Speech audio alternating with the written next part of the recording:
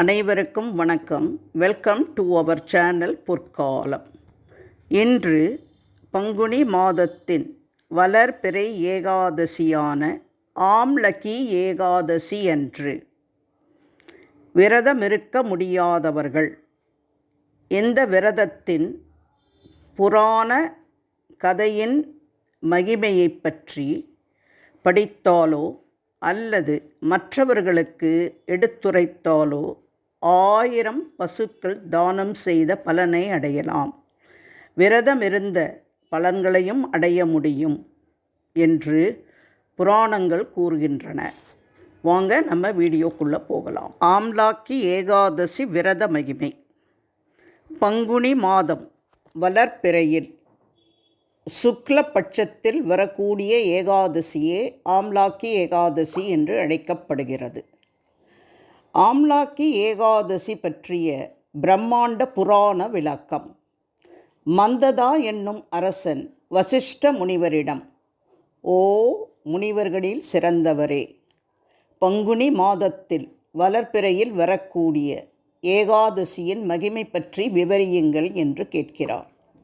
வசிஷ்ட முனி கூறுகிறார், அரசர்களில் சிறந்தவனே, ஆம்லாக்கி ஏகாதசி என்று அழைக்கப்படும் இந்த ஏகாதசி விரதத்தினை முறையாக கடைப்பிடிப்பவர்கள் அனைவரும் அனைத்து செல்வ வளங்களையும் பெறுவர், அனைத்து பாவங்களில் இருந்தும் விடுபடுவர், அதன் பின்பு மோட்சத்தை அடைவர். அதை பற்றி விரிவாக கூறுகிறேன் கேள் என்று வசிஷ்ட முனி கூறியதை நாம் இங்கு இந்த பதிவில் பார்க்கப் போகிறோம். முன்பு வைதிஷா என்னும் ராஜ்யத்தை சந்திரகுலத்தில் வந்த பாஷபிந்துகா என்னும் அரசன் ஆண்டு வந்தான். அவருக்கு சித்ரரதா என்ற ஒரு பெயரும் உண்டு.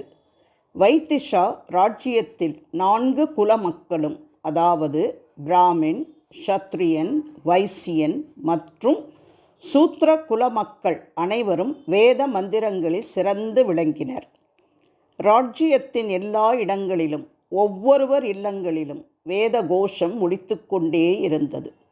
ஒரு நபர் கூட வேத மந்திரம் அறியாமலோ அல்லது வேதத்துக்கு எதிராக கருத்துக்களை தெரிவிப்பவராகவோ இல்லை. அந்த காரணத்தினால் ராஜ்யத்தில் அனைவரும் மிகவும் செல்வ செழிப்புடனும் உடல் ஆரோக்கியத்துடனும் இருந்தனர். மன்னர் சித்ரரதாவும் சிறப்பான ஆட்சியை கொடுத்து வந்தார். மேலும் அவர் பகவான் சிவன் மற்றும் விஷ்ணு இருவரையும் சிறப்பாக ஆராதித்து வந்தார். இவ்வாறு இருக்கையில் பங்குனி மாத சுக்லபட்ச ஏகாதசி விரதத்தினை அரசரும் மற்றும் மக்கள் அனைவரும் சேர்ந்து கடைபிடித்தனர். அனைவரும் முழு நாளும் உண்ணாமல் இருந்து நெல்லி மரத்திற்கு பூஜை செய்து தண்ணீர் ஊற்றி புஷ்பங்கள் சாத்தி வழிபட்டனர். அதன் பின்னர் மாலை வேளைக்கு பிறகு விஷ்ணு பூஜையில் அரசரும் மக்கள் அனைவரும் கலந்து கொண்டனர். அமலாக்கி ஏகாதசி என்ற பெயருக்கேற்ப ஆம்லா என்றால் நெல்லிக்காய் என்பது நமது அனைவருக்குமே தெரிந்திருக்கும்.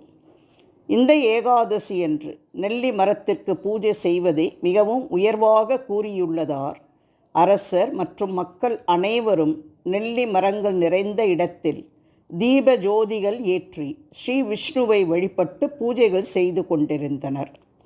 இந்த சூழ்நிலையில் வைதிஷா ராஜ்யத்திற்கு வெளியில் உள்ள ஊரில் ஒரு வேட்டைக்காரன் ஒருவன் விலங்குகளை கொன்று அதன் மூலம் உணவு உண்டு வாழும் வழக்கத்தை கொண்ட ஒருவன் அன்று முழுவதும் காடுகளில் அலைந்து விலங்குகள் எதுவும் கிடைக்காமல் அதனால் எதுவும் உண்ணாமல் மிகவும் சோர்வுற்று கால் போன போக்கிலே நடந்து வழி தவறி வைதிஷா ராஜ்யத்திற்கு உள்ளே வந்தான். அங்கு ஊர் முழுவதும் விழாக்கோலம் பூண்டது போல் இருந்து மன்னர் முதல் மக்கள் வரை அனைவரும் பகவான் ஸ்ரீ விஷ்ணுவை பல பஜனை பாடல்கள் பாடியும் ஆடல் ஆடியும் இருப்பதைக் கண்டு ஆச்சரியமுற்றான். இருப்பினும் அந்த பூஜை மற்றும் பஜனை பாடல்களில் மனம் ஈர்க்கப்பட்டு அந்த வேடுவனும் அந்த பூஜையில் மனம் ஒன்றி தான் இதுவரை செய்து வந்த விலங்குகளை கொன்று அதன் மூலம் உண்ணும் வழக்கம் இருப்பினும் அன்று ஒரு நாள் முழுவதும் எதுவும் உண்ணாமல் நீர் கூட அருந்தாமல் இருந்த காரணத்தினால் அவனது சிந்தை தெளிவாகி பகவான் ஸ்ரீ விஷ்ணுவை மனதார பூஜிக்கும் அளவுக்கு சிந்தை தெளிவாகிறது. அன்று இரவு முழுவதும் பூஜை மற்றும் பஜனை நடந்து முடிந்து மறுநாள் துவாதசி திதியன்று அனைவரும் காலையில் குளித்து முடித்து தீர்த்தம் அருந்தி அதன் பின்னர் உண்டு விரதத்தை பூர்த்தி செய்தனர். வேடுவனும் தனது இருப்பிடம் வந்து சேர்ந்தான். அவனது கர்ம பலன் காரணமாக அன்று இறந்தும் விட்டான். ஆனால் அவனை அறியாமல் அவனிருந்த ஆமலாக்கி ஏகாதசி விரதம் காரணமாக அவனது அடுத்த ஜென்மாவில் ஜெயந்தி என்னும் ராஜ்யத்தின் மன்னரான விதுரதாவின் புதல்வனாக பிறந்தான். அவனுக்கு வசுரதா என்று பெயர் சூட்டப்பட்டது.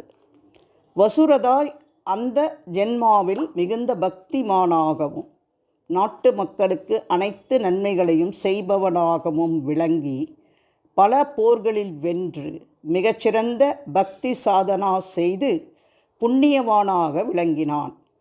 இவை அனைத்திற்கும் வேடுவனாக இருந்து தான் அறியாமலே உண்ணாமல் இருந்து அன்று முழுவதும் உறங்காமல் இருந்த ஆமலாக்கி ஏகாதசி விரதம் மட்டுமே காரணமாகும். வசிஷ்ட மகரிஷி மேலும் கூறுகையில், ஒருவேளை நெல்லி மரம் இல்லாத இடங்களில் துளசி செடிக்கு பூஜை செய்யலாம் என்றும் ஆம்லாக்கி ஏகாதசி விரத மகிமை பற்றி மந்ததா அரசனிடம் விவரித்ததாக பிரம்மாண்ட புராணத்தில் கூறப்பட்டுள்ளது. இந்த விரதத்தின் மகிமையை படிப்பவர்கள் மற்றும் இந்த விரதத்தின் மகிமையையும் பலனையும் பிறருக்கு தெரியப்படுத்துபவர்கள் என அனைவரும் 1000 கோதானம் செய்த பலனை பெறுவார்கள் என்று கூறுகிறார்.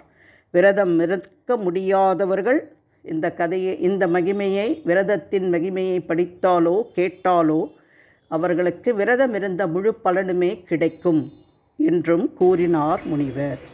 இந்த பதிவின் மூலம் ஆம்லகா ஏகாதசியின் புராண கதையை கேட்டாலோ அல்லது பிறருக்கு சொன்னாலோ 1000 பசுக்கள் தானம் செய்த பலன் கிடைப்பதோடு விரதமிருக்க முடியாதவர்கள் முழு விரதமிருந்த பலனையும் அடையலாம் என்று முனிவர் கூறியதால் இன்று தவறாமல் இந்த கதையை கேட்டு அனைவரும் பயன்பெறுமாறு அன்போடு கேட்டுக்கொள்கிறேன்.